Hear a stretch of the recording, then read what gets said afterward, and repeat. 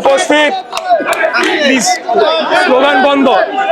Slogan বন্ধ। যারা slogan দিবে আমি বুঝবো তারা আমার প্রোগ্রাম নষ্ট করতে আসছে, ঠিক আছে?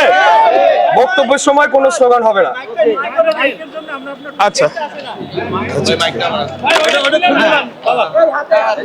উপস্থিত আজকে 46 নম্বর ওয়ার্ড বিএনপি এবং সকল অঙ্গ সহযোগী সংগঠনের নেতৃবৃন্দ, উপস্থিত এলাকাবাসী, এই অঞ্চলের ভোটাররা, পাড়া প্রতিবেশী যারা আছেন, মিডিয়ার ভাইরা, আসসালামু আলাইকুম। আজকে আমরা ঢাকা 6 আসনের প্রার্থী। আমি 46 নম্বর ওয়ার্ডে গণসংযোগ কর্মসূচি আমরা এখান থেকে সূচনা করছি। আমরা আপনাদের উদ্দেশ্যে বলতে চাই যে আমাদের প্রতিপক্ষ রাজনৈতিক দল, তাদের বাংলাদেশ নিয়ে কোনো পরিকল্পনা আমরা জানি না। তারা কি করবে, রাষ্ট্র পরিচালনার দায়িত্ব পেলে শিক্ষা ব্যবস্থা নিয়ে তাদের পরিকল্পনা কি, স্বাস্থ্য ব্যবস্থা নিয়ে তাদের পরিকল্পনা কি, এই নগরী যে অবস্থা এখন, রাস্তাঘাট ভাঙাচোরা, চারিদিকে নোংরা ময়লা আবর্জনা ছড়িয়ে ছিটে রয়েছে, জলাশয়গুলো দখল হয়ে গিয়েছে, আমাদের রাস্তা এবং ফুটপাত এগুলো দখল হয়ে গিয়েছে, গাড়ি ঘোড়া চলাচল করতে পারে না, মানুষজন হাঁটাচলা করতে পারে না। কিছুদিন পরে আমরা বর্ষার মৌসুমে পৌঁছাবো, তার আগে আমাদের যে পরিমাণই ড্রেনেজ ব্যবস্থা রয়েছে সেটা পর্যাপ্ত নয়, কিন্তু যতটুকুই রয়েছে সেগুলাকে সচল করার জন্যে কোনো উদ্যোগ আমরা আমাদের প্রতিপক্ষ রাজনৈতিক দল যারা রাষ্ট্র পরিচালনা আসতে চায় তারা এই ধরনের কোনো পরিকল্পনার কথা নগরবাসীকে জানাচ্ছে না। এর পাশাপাশি দূষণ নিয়ে তারা কি করবে, আগামী দিনে আমাদের এই নগরীকে বাসযোগ্য করে তোলার জন্য তাদের কি পরিকল্পনা রয়েছে আমরা জানি না।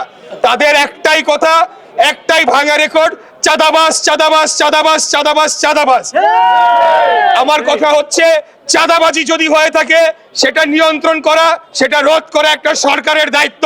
বাংলাদেশ জাতীয়তাবাদী দল আমরা রাষ্ট্র পরিচালনার দায়িত্বে নাই, বরঞ্চ আমাদের প্রতিপক্ষ রাজনৈতিক দলগুলা তাদেরকেই সরকারি দল হিসেবে বিবেচনা করতে হবে। অতএব যদি কোনো ধরনের অপরাধমূলক কর্মকাণ্ড হয়ে থাকে, চাঁদাবাজি হয়ে থাকে, তাহলে তাদের সংশ্লিষ্টতা থাকার সম্ভাবনাই সবচাইতে বেশি।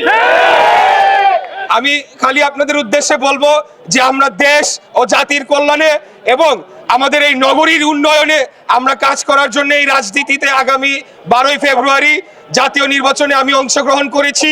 আমি আমাদের এই এলাকার ভোটাররা যারা রয়েছেন, বিশেষ করে আমি আমাদের নারী সমাজের উদ্দেশ্যে বলতে চাই, আগামী 12ই ফেব্রুয়ারি আপনারা যে কোনো মূল্যে, আপনাদের যদি একটু কষ্টও হয়, একটু যদি হেঁটে গিয়ে লাইনে দাঁড়িয়ে ভোটটা দিতে হয়, তারপরেও আপনারা কেউ ভোটটা মিস করবেন না।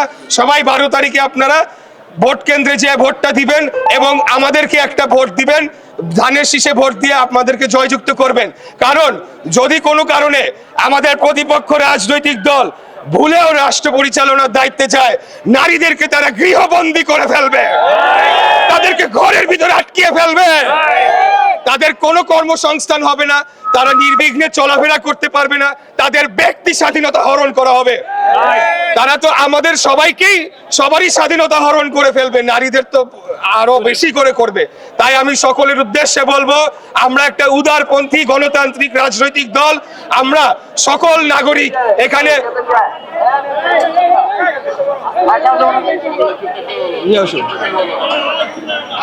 নিয়ে আসো।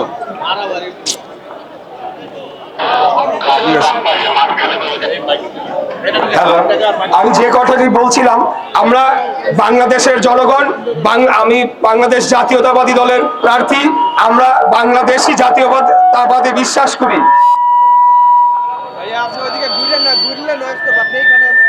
হ্যালো, না এটা হচ্ছে না, ঠিক মতো ইয়ে করো। এখন ঠিক আছে।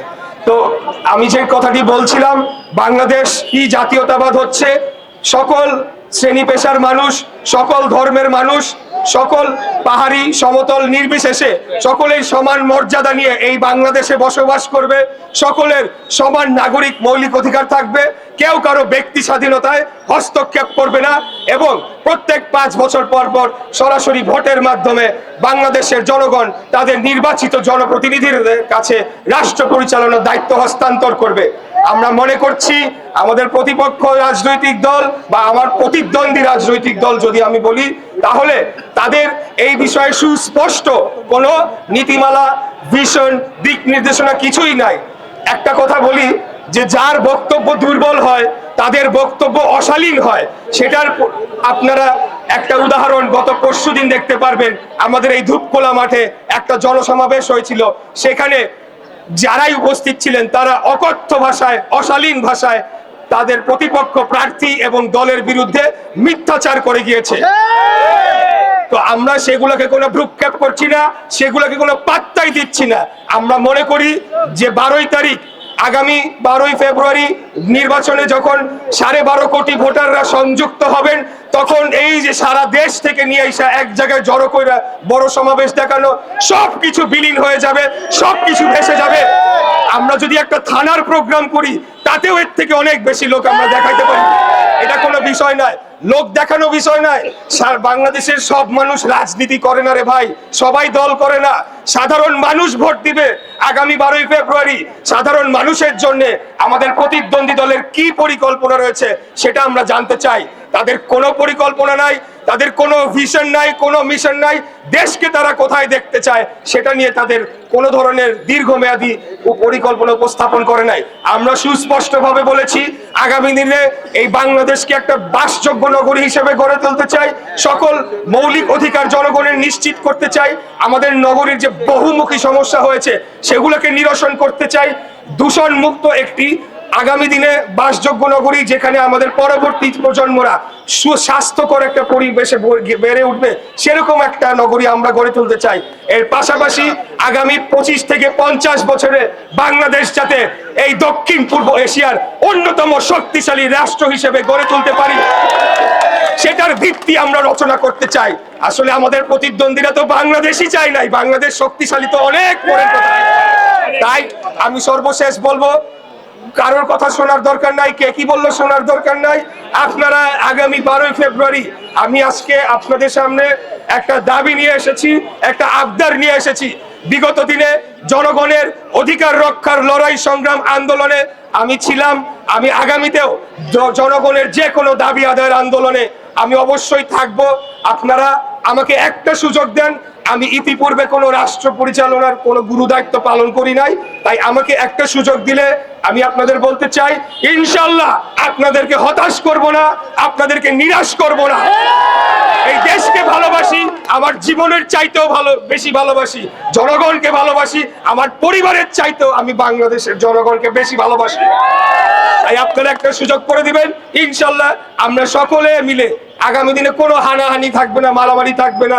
আমরা একটা গণতান্ত্রিক বাংলাদেশ গড়ে তুলতে চাই, যার মাধ্যমে জনগণের কাছে জনগণের ক্ষমতা ফিরিয়ে দিতে চাই। এই বলে আজকে আমি আবারও আপনাদেরকে ধন্যবাদ এবং কৃতজ্ঞতা জানিয়ে আমার বক্তব্য শেষ করছে। খোদা হাফেজ। বাংলাদেশ জিন্দাবাদ, বাংলাদেশ জাতীয়তাবাদী দল জিন্দাবাদ। মিলেমিশে গর্ব দেশ, হয় নাই মিলেমিশে গর্ব দেশ। ভাই কি সবার কি গলার জোর কমে গেছে নাকি? আন্দোলন সংগ্রামে তো অনেক দিচ্ছেন, স্লোগান করছেন।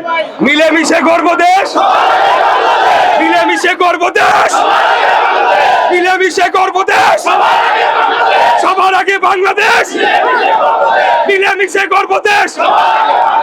ধন্যবাদ সকলকে, ভালো থাকবেন। আসসালামু আলাইকুম।